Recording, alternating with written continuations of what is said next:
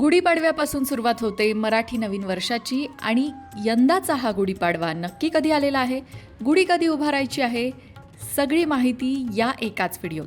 चला तर मग सुरुवात करूया. यावर्षी गुढीपाडवा 19 मार्च 2026ला आहे आणि यंदा हा गुढीपाडवा गुरुवारी आलेला आहे. 18 मार्चला खरं तर फाल्गुन अमावस्या आहे, पण तिची समाप्ती 19 मार्चच्या सकाळी होते आणि त्यामुळे शास्त्रानुसारच 19 मार्च हा दिवस नूतन वर्षारंभासाठी योग्य ठरवण्यात आलेला आहे. म्हणजे अनेकांचा गोंधळ होता की अमावस्या तर 18 तारखेला आहे, मग गुढीपाडवा 19 तारखेला कसा? तर त्याचं हे कारण आहे की 19 तारखेला अमावस्येची समाप्ती होणार आहे, म्हणून 19 तारखेलाच गुढीपाडवा आहे. आता 19 मार्चला सकाळी चैत्र शुद्ध प्रतिपदेचा क्षय आहे बरं का. याचा अर्थ असा की अमावस्या संपल्यानंतरच नवीन वर्षाची तिथी लागू होते. सकाळी 6:52 अमावस्या समाप्त होईल आणि त्यानंतर अर्थात सकाळी 6:53 कधीही तुम्ही गुढी उभारू शकता. म्हणजेच काय, अगदी सोप्या भाषेत सांगायचं तर 19 मार्चला 19 तारखेला सकाळी 6:53 तुम्ही कधीही गुढी उभारू शकता. आणि फक्त गुढीच नाही बरं का, तर पाडव्यानिमित्त केले जाणारे इतर विधी सुद्धा अमावस्या संपल्यानंतरच करावे. जसं पंचांग पूजन असेल, गणपती पूजन असेल, हे सुद्धा सकाळी 6:53 करायचंय. तसंच याच तिथीला श्रीराम नवरात्र, वासंतिक नवरात्र सुद्धा सुरू होतं. त्या संबंधित विधी देखील सकाळी 6:53 करायचे आहेत. चैत्र शुद्ध प्रतिपदा ही तिथी क्षय असली तरी तो दिवस 3.5 मुहूर्तांपैकी एक मानला जातो. त्यामुळे या दिवशी कोणतंही शुभ कार्य करण्यास काहीच हरकत नाही. तुम्हाला नवीन गाडी घ्यायची असेल, नवीन घराचं रजिस्ट्रेशन करायचं असेल, सोनं घ्यायचं असेल, कुठलंही शुभ कार्य असू द्या, ते तुम्ही गुढीपाडव्याला करू शकता. कारण तो 3.5 मुहूर्तांपैकी एक असल्यामुळे या दिवशी काहीही पंचांग बघण्याची गरज नसते. तसंच नवीन व्यवसायाचा शुभारंभ करणं असेल, नवीन करारावर सह्या करायच्या असतील तर तुम्ही त्यासाठी गुढीपाडव्याचा दिवस अगदी डोळे झाकून निवडू शकता. सौर राष्ट्रीय पंचांगानुसार वर्षाचा पहिला महिना चैत्र असतो.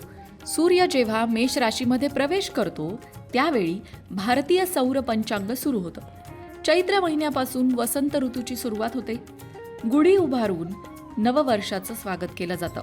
अत्यंत उत्साहपूर्ण असं वातावरण या दिवशी असतं.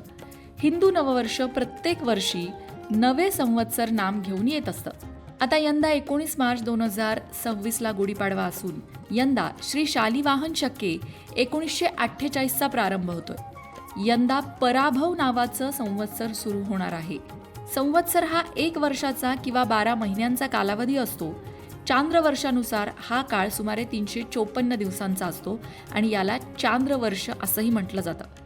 गुढीपाडवा या दिवशी एक शक संवत्सर संपून दुसरं सुरू होत असतं. आता तुमच्या मनात एक प्रश्न आला असेल की संवत्सर म्हणजे नक्की काय? संवत्सर म्हणजे एक कालचक्र असून ही एक कालमापन पद्धती आहे. शालिवाहन शकाखेरीज अन्य अनेक संवत्सर आहेत.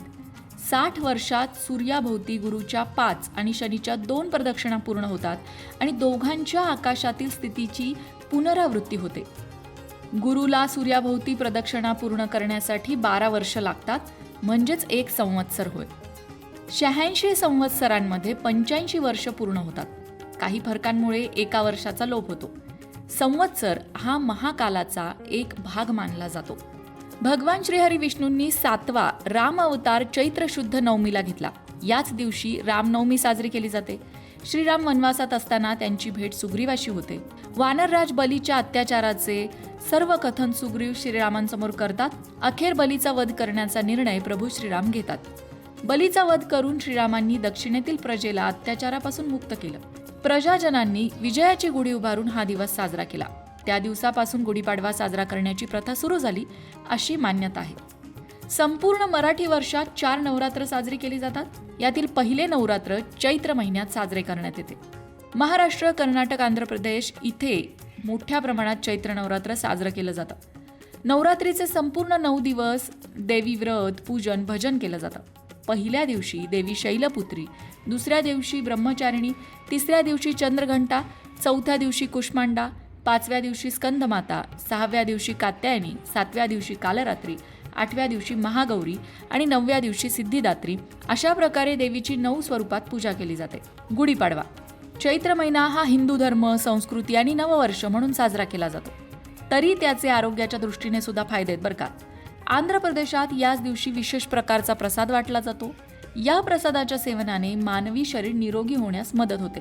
आपल्याकडे सुद्धा गुढीपाडव्याच्या दिवशी कडुलिंबाच्या पानांची गूळ घालून चटणी केली जाते, जी आरोग्यासाठी अत्यंत उपयुक्त असते. कडुलिंबाची चटणी शरीरासाठी पाचकही मानली जाते. तुमच्याकडे ती करतात का?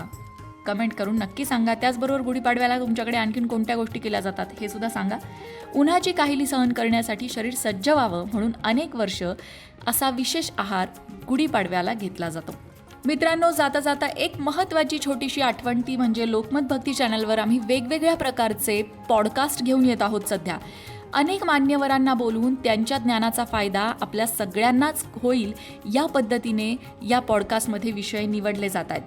ज्योतिषशास्त्र असेल, वास्तुशास्त्र असेल किंवा अगदी आयुर्वेद असेल, अशा वेगवेगळ्या विषयांवरती हे व्हिडिओ घेऊन येण्याचा आमचा प्रयत्न आहे. मान्यवर सुद्धा तुम्हाला संपूर्ण मार्गदर्शन करण्याचा पूर्ण प्रयत्न करतात. आतापर्यंत आपण अनेक वेगवेगळ्या विषयांवर पॉडकास्ट घेऊन आलेलो आहोत आणि पुढेही येणार आहोत. या माहितीचा, या ज्ञानाचा फायदा तुम्ही नक्की करून घ्या. नवीन वर्षापासून तुमच्या इच्छा पूर्ण व्हाव्यात, मनोकामना पूर्ण व्हाव्यात म्हणून तुम्ही लॉ ऑफ अट्रॅक्शन किंवा मॅनिफेस्टेशन ज्याला म्हटलं जातं, मनोकामना पूर्ण होण्यासाठी केलेली तीव्र इच्छाशक्ती, याचा वापर आपण कसा करायचा, याचे कुठले ट्रिक्स अँड टेक्निक्स असतात, या संदर्भातला वनश्री पांडे यांचा एक पॉडकास्ट आपल्या यूट्यूबवर आहे आणि त्याला तुम्ही भरभरून प्रतिसाद देत आहात. त्यामध्ये नक्की आपल्याला हवं ते कसं मिळवायचं, त्यासाठी मॅनिफेस्टेशन कसं करायचं, कुठली स्ट्रॉंग टेक्निक आहे की आपलं यश आपल्याकडे खेचून येईल, या बाबतीत संपूर्ण मार्गदर्शन केलेलं आहे. तो व्हिडिओ तुम्हाला डिस्क्रिप्शन बॉक्समध्ये मिळेल. तो व्हिडिओ नक्की बघा आणि या गुढीपाडव्यापासून तुम्हाला हवंय ते मिळवण्यासाठी मॅनिफेस्टेशन नक्की सुरू करा. यश तुमचंच आहे. अशाच प्रकारच्या माहितीपूर्ण व्हिडिओंसाठी लोकमत भक्ती चॅनलला सबस्क्राईब करा आणि बेल आयकॉनवर सुद्धा क्लिक करा, म्हणजे आमच्या नवनवीन व्हिडिओचं नोटिफिकेशन तुम्हाला मिळत राहील. तसंच योग्य आध्यात्मिक मार्गदर्शनासाठी लोकमत भक्तीच्या फेसबुक पेजला फॉलो करायला विसरू नका.